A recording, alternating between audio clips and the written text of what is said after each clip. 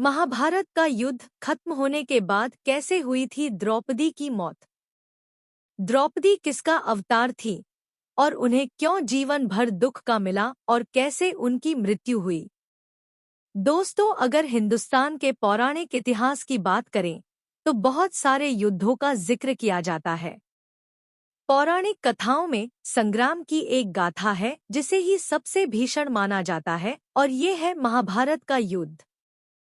पांडवों और कौरवों के बीच लड़ा गया ये युद्ध बेहद खास था। इस युद्ध में द्रौपदी के मान के लिए लड़ा गया था। दोस्तों, महाभारत के अंत में पांडवों की जीत हुई थी और युधिष्ठिर को राजा बना दिया गया था, ये तो सच है। लेकिन कई लोग मानते हैं कि यहाँ कहानी खत्म, पर ऐसा नहीं था। महाभारत का असली अंत हुआ था पांडवों और द्रौपदी की मौत के बाद। कुरुक्षेत्र की लड़ाई में कौरव और पांडव दोनों ही तरफ से बहुत ज्यादा तबाही मचाई गई थी और एक पक्ष की जीत का मतलब था लाखों लोगों की मौत। दोस्तों, महाभारत की किताबों की बात करें तो इसे पूरी 18 किताबों में विस्तार से लिखा गया है और युद्ध तो 16वीं किताब में ही खत्म हो जाता है।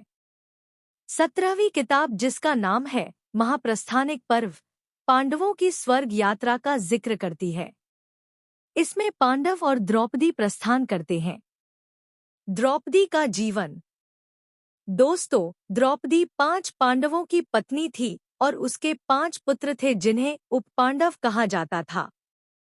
महाभारत के अनुसार द्रौपदी का जन्म राजा द्रुपद के अहंकार के कारण हुआ था। राजा द्रुपद को अर्जुन से बदला लेना था। दरअसल पांचाल नरेश द्रुपद को द्रोण के शिष्य अर्जुन ने हरा दिया था और इस कारणवश उन्हें अपना आधा राज्य देना पड़ा था। द्रोण से बदला लेने के लिए द्रुपद ने एक यज्ञ किया जिसे पुत्र कामाक्षी यज्ञ कहा जाता था, जिससे एक पुत्र की प्राप्ति होनी थी। दोस्तों, इससे द्रौपदी के भाई धृष्टद्युम्न का जन्म हुआ। इसके बाद द्रुपद को आखिरी आहुति देनी थी, लेकिन वो बिना उसके ही उठकर जाने लगे। ऐसे में साधुओं और ऋषियों के कहने पर उन्होंने आहुति तो दी, लेकिन अहंकारवश देवताओं से एक ऐसी पुत्री की मांग की जो रूप, रंग और गुण में संपूर्ण है, लेकिन उसे जिंदगी भर का दुख मिले। इसके बाद जन्म हुआ था द्रौपदी का। दोस्तों, द्रौपदी द्रुपद की बेटी और अर्जुन और पांडवों की पत्नी होने के बाद भी अपने जीवन के हर पक्ष में दुख भोगती रही थी।